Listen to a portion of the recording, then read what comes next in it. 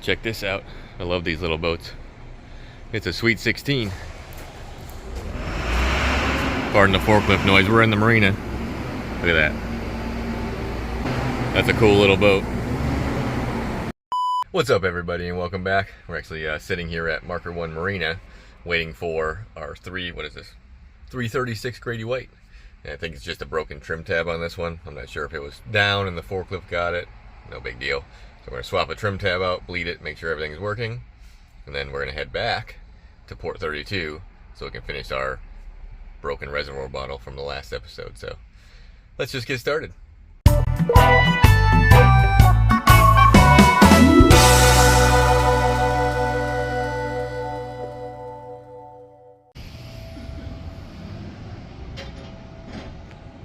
There she is.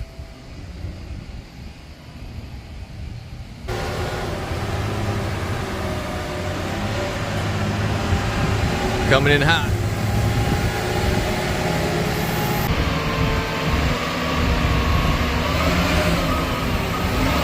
All right, here she is. I was expecting this to be broken. It looks like they just broke this piece off here. Let's cut this. I want to go up there and we're going to make sure this thing still moves up and down. And we should be fine. If that's all it was, this will be easy. We can move on to get our generator fixed. So let's turn our batteries on.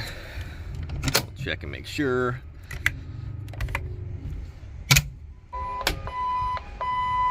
All right. Thank you. All right, here's our tabs. Let's run them down, make sure that they're working. We got arrows, that means they're moving.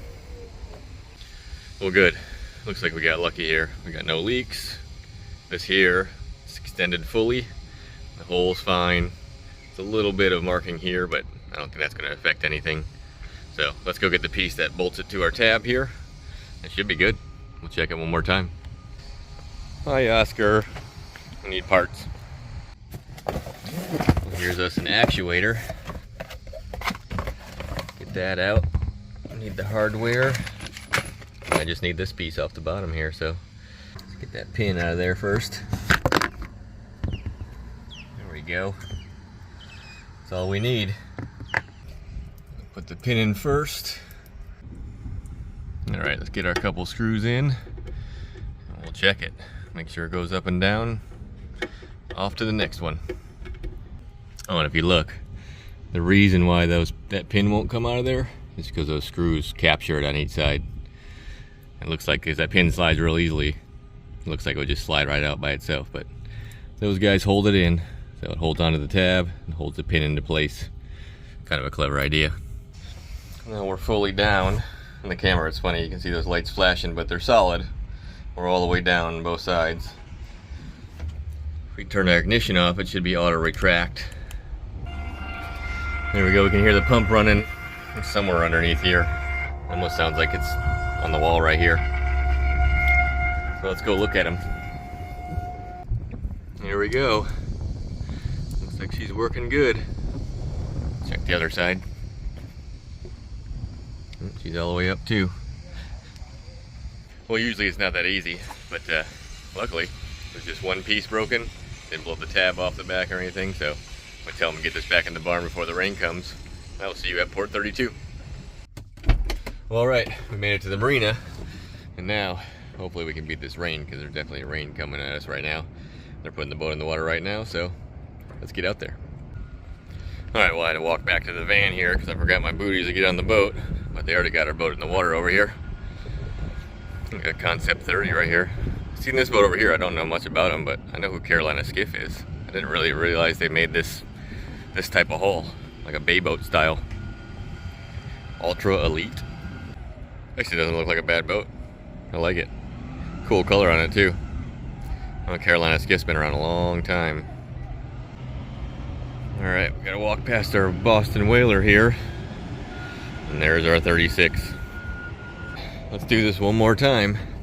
Hopefully we'll let it run for a while, and this new one here doesn't have any issues. Got our coolant, and bleed it. Got a couple tools we need, so let's get this back end opened up here. Before we actually replace this bottle, there's still some fluid in it. So let me crack it and we'll bleed out what's there so I don't make a mess and drain antifreeze into the boat. Well, I got it raised up pretty high. She's slowly draining.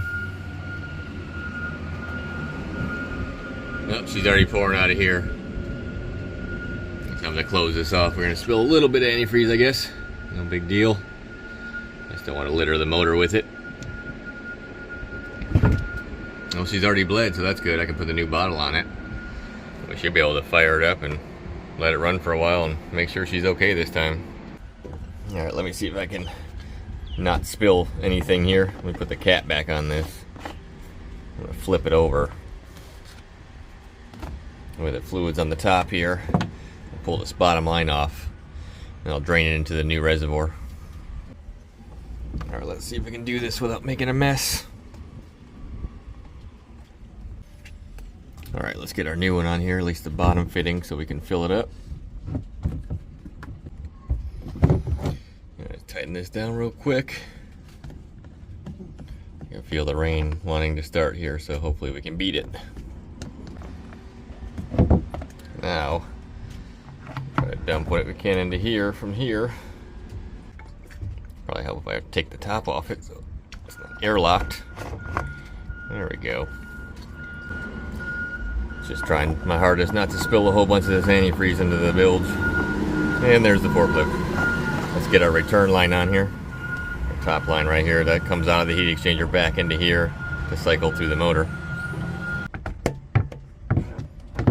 There we go. Quick swap. Well, she's tight. Let's fill this up to the max full mark and get it running. Get some antifreeze. Turn the camera a little bit here. There we go. There's our max full mark right here. That way it has a chance to expand. If you fill this thing all the way up, it'll just blow it out of the cap because it'll over pressurize it. Oh, perfect. Now the moment of truth. Let's see if this thing will run and stay running and not overheating or blowing fluid out of it or whatever it's doing. We're gonna let it run for a while. All right, she's hanging. Everything's bled out. I forgot to mention this sensor. We couldn't get it. We had the bottle, but this is on back order. We have like 3 or 4 of them on order just to have. So we're gonna leave this one in there. This is that used one. I plugged it in, so hopefully it'll be fine. So let's fire it up. I'm gonna leave you right here and watch the motor fire.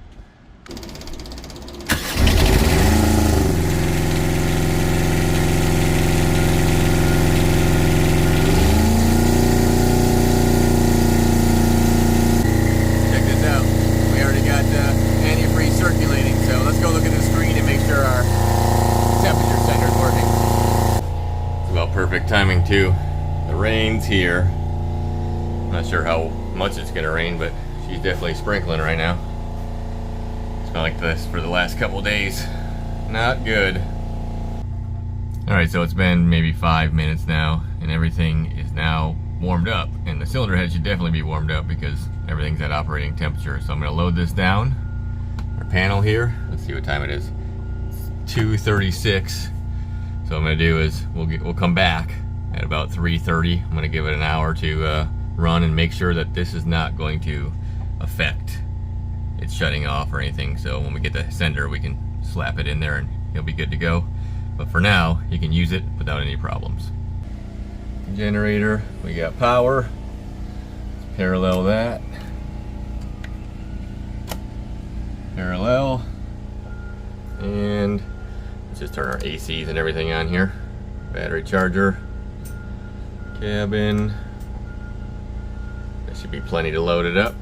All right, now we wait. That doesn't matter anyways because it's raining out. It's my last job of the day.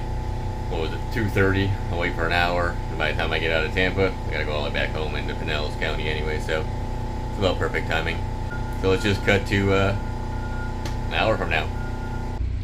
All right, well now it's really raining.